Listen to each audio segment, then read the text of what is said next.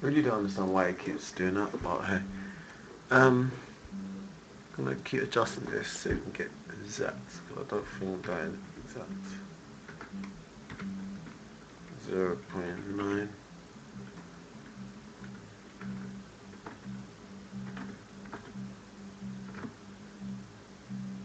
97, I think exact. Okay. Wait, well line is lower end perfectly. That's feet, but it's not though. That is perfect. Okay, I don't know. Okay, if you click play Dutch to now move around, you can use the control keys with his feet firmly on the ground. Let's just play.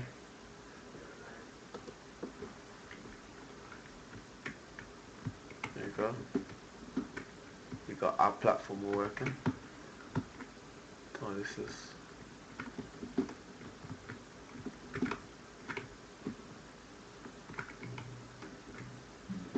Yeah, because he's is on the moon, so nothing, nothing's gonna work.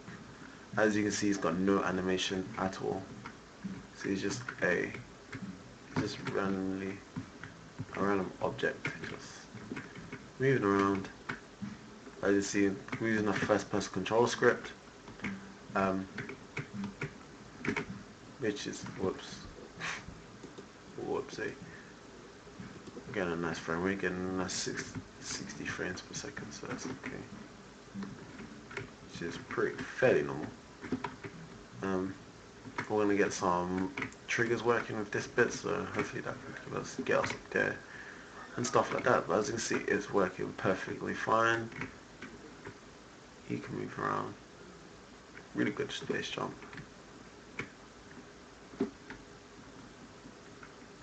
Okay, let's see if we can go all the way over here.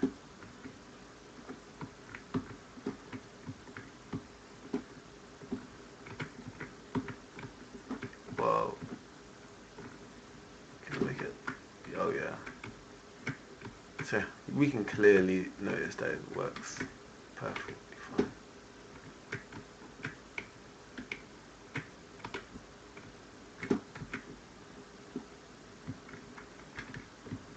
As you can see, because slope and white pattern, and it's got no animation, so it's kind of slow a little bit, but hey, we can clearly see it's working perfect. So let's see what we're going to do next. Okay, the character control and the third person control script. In most games, the player's avatar is capable of impossible physics, featuring such as turning and stopping instantaneously, leaping improbable distances and other actions which will be difficult to model using traditional physics. The character controller therefore re-pupils our player's avatar from the physics engine, providing basic movement controls. The character's control simplifies the movement of the player and many non-player character types. It consists of a capsule collider tied to the basic movement system, allowing our player to move around, climb steps, and climb up and down slopes. You can change the maximum speed and slope size in the Spectre. Okay, the character control is normally used with a script. This talks to a character control and extends its capabilities to meet the needs of the game.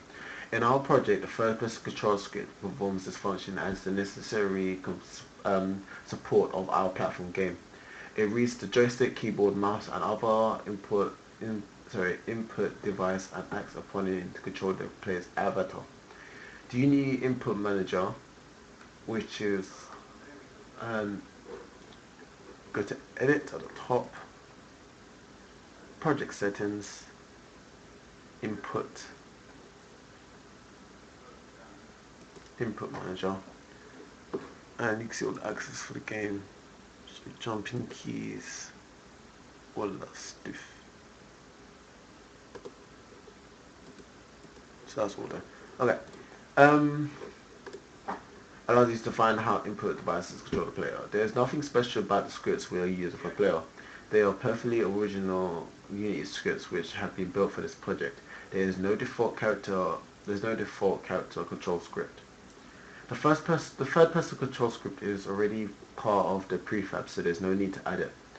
The next step is to make Leps animate correctly and add the additional movements such as jumping, pushing. Next we're doing animated lips. At this point, lips is just gliding across the scenery. This is because the character controller doesn't handle animation. It doesn't know anything about our player's model or which animation sequel applies to each movement. We need to connect lips to these animation sequels, and this can be done in a third-person player animation script, which is this one. Use the component menu to add the third-person player script to the player game object. So we're going to go back to player, press add component, and we're going to press third-person player animation, and there we go. Script to the player. Now if you get player, you see that's animating correctly. There we go. Look at that. All using one script. So we got like walk, jump. That is really cool. Now you run. So he does a walk first, press it again, I'll double press it, he runs.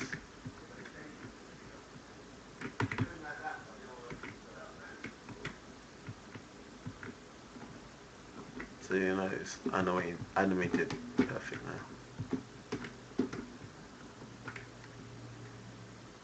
Now, okay, that's awesome.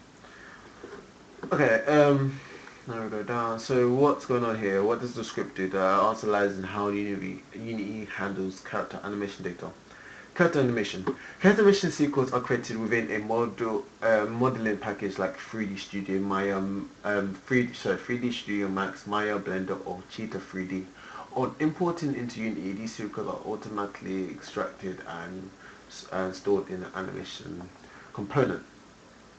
These animation sequels are defined on a virtual skeleton which is used to animate the basic model. These skeletons define how the model is meshed. The imported data defines the visible surface of the model itself.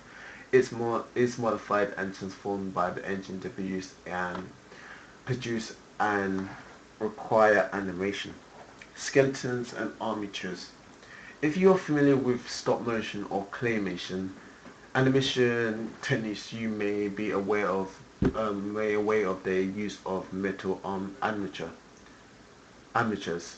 The animated models are built around these armatures. The virtual skeletons used in 3D models are directly evaluated to these and are rarely as complex as real skeletons. The mesh components of such models is commonly referred to as a sketch mesh. The virtual skeleton provides the bone beneath the mesh and defines how it animates. Animation blending. Character animations are usually blended together to produce the necessary flexibility of a game. For instance, an animated walk cycle could be blended with a series of speech animations, for example, being a character which is walking and talking at the same time. Blending is also used to produce smooth transitions between animations, such as the transition between a walk cycle and a push sequence. We need to use a script to tell Unity when we need to switch animations, when animating and blending is needed, and how should it be done. This is where scripting comes in. The third-person player animation script.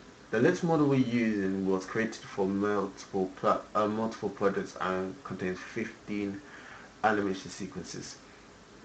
Only 11 are using this tutorial.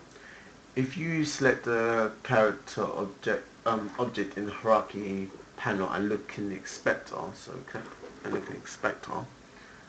listed within the animations component,